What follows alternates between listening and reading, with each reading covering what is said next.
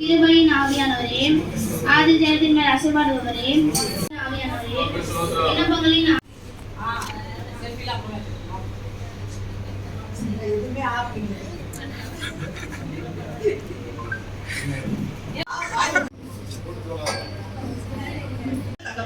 மீதிமான நேரத்தில் கரத்தை அப்பா கொடுக்கப்பட்ட தாவே இந்த பட்ட அழைப்பில ராஜா இவங்க தகப்பனே ஒவ்வொரு உமக்கிட்டு கத்தாவே சீசத்துவத்துக்காக காலூட்டி நிற்க பலத்தினால் நீர் இடை கட்டிக் கொள்ளுங்க ராஜா.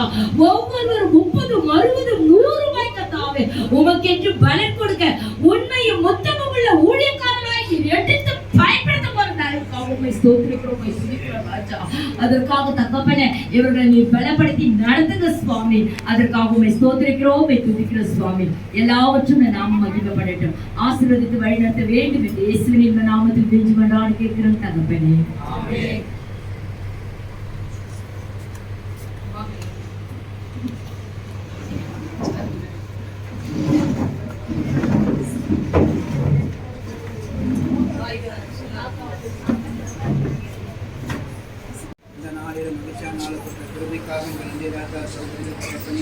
அப்பா இந்த பிள்ளைகள் தகப்பனே, சட்டிகள் தகப்பனே, அப்பா தகப்பனே வாங்கி தகப்பனே, அப்பா ஈரோத்தான இராதுபடி தகப்பனே, உமக்காக ஒரு ஊழியத்தை செய்து ராஜா, அப்பா உன் பணிகளை செய்து தகப்பனே, உமக்காக யாவையும் சகித்துக் கொண்டு ராஜா, அப்பா அநேக போராட்டம் நிந்தைகள் அவமானம் தகவலை சகித்துக் கொண்டு பிள்ளைகள் உமக்காக ஓடுகிறவர்களாய் நீர் மாற்றுகிற ராஜா. மான்கார்கள் உனக்கு கொண்டு மறவாது என்று சொன்னீங்கப்பா. அப்படியாய் தகப்பனே சோதரிக்கிற ராஜா, சோதரிக்கிறோம். அப்படியாய் நீர் திரும்ப ராஜா பிள்ளைகளை அப்பா வாழ்க்கையில பலப்படுத்துங்க. சத்திய இயேசு நாமத்தினால ஜெபத்தை எடுத்தோம் எங்க நல்ல பிதாவே, ஆமென். அல்லேலூயா. அப்பதான் உங்களுக்கு என்ன கிடைக்கும்? பலன் கிடைக்கும். எங்க இருந்து கிடைக்கும் இந்த பலன்? எங்க இருந்து கிடைக்கும்? பிரயாசப்படணும். இப்ப பலன் எங்க இருந்து கிடைக்கும்? கர்த்தரிடமிருந்து. வானத்தை பூமி உண்டாக்கின கர்த்தரிடமிருந்து ஒத்தாசையே நீங்க கேட்கணும். என் தலைக்கு ஞாபகம் வச்சுடுங்க. இந்த தவற அநேக செய்திருக்கிறோம். எந்த ஒரு மனுஷனத்திலையும் போய் நீங்க என்ன பண்ணக்கூடாது? என்ன பண்ணக்கூடாது? சொல்லுங்க.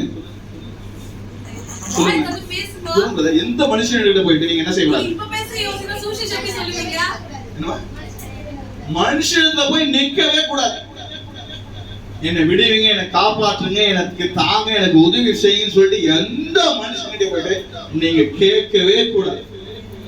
முதல்ல நீங்க அதை லாபம் நீங்க கேட்கறதெல்லாம் பரலோக தேவத்துல கேட்கணும். இயேசு கிறிஸ்துவின் நாமத்தினால கேட்கணும். அவர் கிருபையில உங்களுக்கு நன்மையை வானத்தில் பலகனை திறந்து இடம் கொள்ளாமல் போக மட்டும் உங்களை ஆசீர்வதிக்கணும். நீங்க எதை பெற்றுக்கொண்டாலும் தேவனிடத்தில் கேட்டுக்கொண்டு இயேசு கிறிஸ்து வழியா நீங்க பெற்றுக்கொள்ளணும். அந்த பக்குவம் ஒவ்வொரு ஊழியர்களுக்கும் இருக்கணும். பசியா இருக்கின்ற பொழுது கூட இப்ப உடனுடைய வாழ்க்கையில சில இதுல போராட்டங்கள்லாம் சில விஷயங்களை நான் தடுமாற்றம் இடையில வந்தது. ஆனா ஆரம்பத்தெல்லாம் நான் பசிக்காக சாப்பாட்டு கூட இல்லாம 5 ரூபா இந்த மரவள்ளி கிழங்கு சிப்ஸ் இருக்கு தெரியுங்களா, அதெல்லாம் சாப்பிட்டு ஊழியம் செய்திருக்கோம். 10-15 வருடத்துக்கு முன்னாடிலாம் வெறும் 5 ரூபா பாக்கெட் வெறும் மரவள்ளி கிழங்கு சிப்ஸ் இருக்கு தெரியுங்களா, அதை சாப்பிட்டுட்டு ஒரு நாளைக்கு அதான் சாப்பாடு. அப்படிலாம் சாப்பிட்டு ஆரம்ப ஊழியத்துல இருந்திருக்கோம். வீடு இல்லாம வசதி இல்லாம ரோட்ல பிளாட்பாரத்துல படுத்துட்டு நான் ஊழியம் செய்திருக்கேன் 18 வருஷத்துக்கு முன்னாடி. சென்னையில வேளச்சேரி பகுதியிலாம் தெரியும், ராம்நகர் பகுதியெல்லாம் தெரியும். அந்த நசன் நகர்ல இருந்து வேளச்சேரி வரையிலும், மயிலாப்பூர்ல இருந்து இந்த பீச் வரையிலும் உங்களுக்கு நல்லா தெரியும். வெறும் சைக்கிள்ல போவேன். எவ்வளோ பஸ் பேர் கூட இருக்காது. சைக்கிள்ல நடந்து ஒரு நாளைக்கு சாப்பாடு 5 ரூபா. என்னது மரவள்ளி கிழங்கு, அதை சாப்பிட்டு தண்ணியை குடிச்சிட்டு ஊழியம் செய்த காலெல்லாம் உண்டு. பாருங்க, நீங்க எதை பெற்றுக்கொண்டாலும் தேவனுடைய நாமத்தினால, தேவனுடைய அதிகாரத்தினால தேவனிடத்துல பெற்றுக்கொள்ள வேண்டும். மற்ற மனுஷர்களுக்கு எந்த காரணத்தை கொண்டு போய் என்ன பண்ணக்கூடாது? நெருக்கவே கூடாது. அந்த மனுஷன் எனக்காக நீங்க ஜெபம் பண்ணி உங்ககிட்ட தான் வந்து நிக்கணும். கண்டி நீங்க மனுஷனிடத்துல போய் எனக்கு இந்த உதவி தாங்கன்னு சொல்லி எந்த காரணத்தை கொண்டும் போய் நிற்கவே கூடாது. அடுத்த வசனம். நான் சொல்லுகிறதை சிந்தித்துக்கொள். கர்த்தர் எல்லா காரியங்களிலும் பாருங்க, கர்த்தர் உங்களுக்கு எல்லா காரியங்களும் நீங்க சிந்தித்து இருக்கணும். எல்லா காரியம் கர்த்தர் உங்களுக்கு எடுத்தது புத்தியை தந்திருக்காரு, ஞானத்தை தந்திருக்காரு. கண்டிப்பா சொல்றேன், அதன்படிதான் நீங்க நடக்கணும். அடுத்த வசனம். தாவீதின் சந்ததியில் பிறந்த இயேசு கிறிஸ்து என் சுவிசேஷத்தின்படியே மரித்தோரிலிருந்து எழுப்பப்பட்டவர் என்று நினைத்துக் கொள்ளணும். அடுத்தது, இந்த சுவிசேஷத்தின் நிமித்தம் நான் பாதகன் போல கட்டப்பட்டு துன்பத்தை அனுபவிக்கிறேன். நல்லா ஞாபகம் வச்சுங்க, தேவ வசனமோ கட்டப்பட்டு இருக்கவில்லை. நீங்க பாதகனை போல நீங்க இருந்தாலும், உபத்திரப்பட்டாலும், துன்பப்பட்டாலும், தேவனுக்காக நீங்க கீழே இறக்கப்பட்டாலும் நீங்க தான் இறக்கப்பட்டீங்க தவிர, ஆனா தேவனுடைய வசனம் கட்டப்பட்டிருக்கல. இந்த நினைப்பு உங்களுக்குள்ள எப்போ இருக்கும்? இந்த உணர்வு எப்பொழுது இருக்கும்? உங்கள் குறைவை நினைத்து கொண்டு தேவன் குறைவாக இருக்கிறார் என்பதை நினைப்பு உங்களுக்கு வரவே கூடாது. நீங்க தான் அந்த உபத்திரவத்துல கட்டப்பட்டிருக்கீங்க, ஆனா தேவ வசனமும் கட்டப்பட்டு இருக்க இல்ல. அது விடுதலையா இருக்கிறது, அது வேலை செய்கிறது, அதுக்கு அதிகாரம் இருக்கிறது, வல்லமை இருக்கிறது, அது எதையும் செய்து முடிக்கும். அந்த உணர்வு ஒவ்வொரு ஊழியக்காரர்களும் இருக்கணும். என்னடா நான் சோமன நடக்கலையே, நான் எவ்வளவு உபவாசப்பட்டு நடக்கலையே.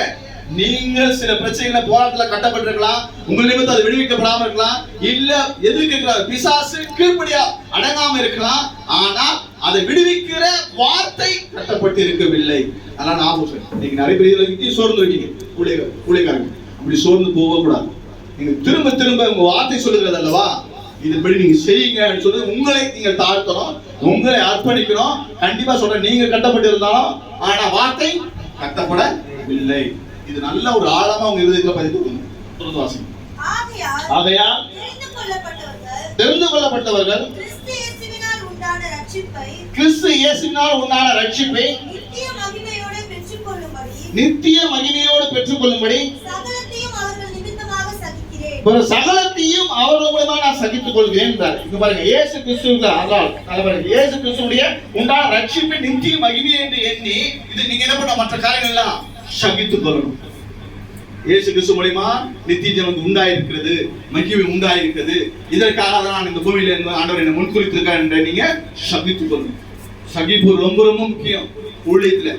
சகிப்பு இல்லைன்னா பிரச்சனை வந்துடும், போராட்டம் வந்துடும், வாய் பேசும், கை பேசும், கண்ணு பேசும், சிந்தனை பேசும். ஆனா சகிப்பு மட்டும் நீங்க இல்ல எல்லாம் நடக்கும். ஆனா சகிப்பு இருந்ததுன்னா இவைகள் எல்லாம் நீங்க அடக்கிடுவீங்க. இதெல்லாம் அடக்கிட்டீங்கன்னா தேவன் உங்களுக்குள்ள இருந்து வெளிப்படுவார். வார்த்தை மூலமா வெளிப்படுவார், அதிகாரம் மூலமா வெளிப்படுவார், மகிமை மூலமா வெளிப்படுவார், அதிசயம் மூலமா வெளிப்படுவார், அற்புதம் மூலமா வெளிப்படுவார், கிருபையின் மூலமா வெளிப்படுவார், இரக்கத்தின் மூலமா வெளிப்படுவார். அநேக காரியங்கள் மூலமா அவர் என்ன பண்ணுவாரு? வெளிப்பட்டு கொண்டே இருப்பார். நான் தொடர்ந்து வாசிப்பேன். நல்ல கிடையாது. இந்த வார்த்தை உண்மை உள்ளது என்னவெனில், நாம் அவரோடு கூட மரித்தோமானால் அவரோடு கூட பிழைத்து இருப்போம். அதான் இயேசு கிறிஸ்துவின் 12 சீடர்கள் ஏன் மரிப்பதற்கு காரணம் என்னன்னு கேட்டா, அவரோடு நீங்க ஊழியம் செய்து மரித்தீர்கள் என்றால் அவர் எப்படி உயிரோடு எழுந்தார், அது கூட அவரோட கூட நீங்க என்ன பண்ணுவீங்க? உயிரோடு எழுந்திருப்பீங்க. அந்த நிச்சயம் ஒவ்வொருவருமே இருக்கும். இந்த எழுத்தவனும் மனித ஊழியம் செய்யற, எதற்காக ஊழியம் செய்யற நிறைய பேருக்கு தெரியல. அவர் எப்படி அவர் மரித்தாரோ அது நீங்க அவருக்கு என்ன பண்ணணும்? மரிக்கணும். அவர் எப்படி உயிரோட எழுந்தாரோ அதே போல நீங்க என்ன பண்ணுவீங்க? உயிரோட எழுந்திருப்பீங்க. அந்த நிச்சயம் ஒவ்வொருக்குள்ளும் இருக்கும். நான் இதற்காக தான் அழைக்கப்பட்டேன், இதற்காக தான் மரித்திருக்கிறேன், இதற்காக தான் நான் மரிக்க போகிறேன், இதற்காக தான் நான் உயிரோடு எழுந்திருக்க போறேன் ஒரு நிச்சயம் ஒவ்வொருக்குள்ள இருக்கணும். தொடர்ந்து அவரோடு கூட பாடுகளை சகித்தோமானால் பாருங்க, அவரோட கூட நான் பாடுகளை சகித்தோமானா அவரோட என்ன பண்ணுவான்? ஆறுதல் செய்வோம். ஆறுதலும் கிடைக்கும். நீ பாடுபடாம ஆறுதல் மட்டும் எதிர்பார்க்கிறது நியாயம் அல்ல. ஆறுதல் கிடைக்காது. முதல்ல இப்ப நீங்க நல்லா ஞாபகம் வச்சுடுங்க, அவரோட பாடுபட்டாதான் உங்களுக்கு என்ன கிடைக்கும்? ஆளுகை கிடைக்கும். நீங்க நல்ல அவரோட பாடே படாம எனக்கு ஆளுகை வேணும் ஆளுகை வேணும்னு கேட்டா கண்டிப்பா சொல்ற ஆளுகை கிடைக்கவே கிடைக்கும். பாடுபட தயாராக இருக்கணும். பாடுபட்டாதான் நீங்கள் ஆளுகை செய்ய முடியும். ஆளுகை என்ன தெரியல உங்களுக்கு நடத்த முடியும். அப்பதான் நீங்க வந்து லீடர்ஷிப்பா இருக்க முடியும். ஆளுகை எல்லாம் ஆண்டு அனுபவித்துக் கொள்ளுங்க என்று ஆதாம் கிட்ட சொன்னார் இல்லையா? இப்படி எல்லாம் உங்ககிட்ட இருக்கு, எல்லாம் ஆண்டு அனுபவித்துக் கொள்ள என்ற அதிகாரத்தை கொடுத்தார் இல்லையா? அந்த அதிகாரம் உங்களுக்கு பிசாசு மேலையும் துன்மார்க்கத்து மேலையும் அக்கிரமத்தையும் எல்லா தீய செயல் சக்திகள் மூலியமா உங்களுக்கு என்ன பண்ணுவாரு? ஒரு ஆளுகையை தருவார். அவை நீங்க சொன்னீங்க, அது கீழ்ப்படி. தொடர்ந்து வாசி. நாம் அவரை மறுதலித்தால் பாருங்க, நாம் அவரை மறுதலித்தால் அவரை நம்ம என்ன பண்ற? மறுதலிப்பார். ரொம்ப மறுதளிக்கவே கூடாது. என் வாழ்க்கையில செய்த இந்த பைபிளை எடுத்த 2000 எடுத்தேன். ஒரு முறை இந்த பைபிளை தூக்கி எரிஞ்சிட்டு இருக்கேன்.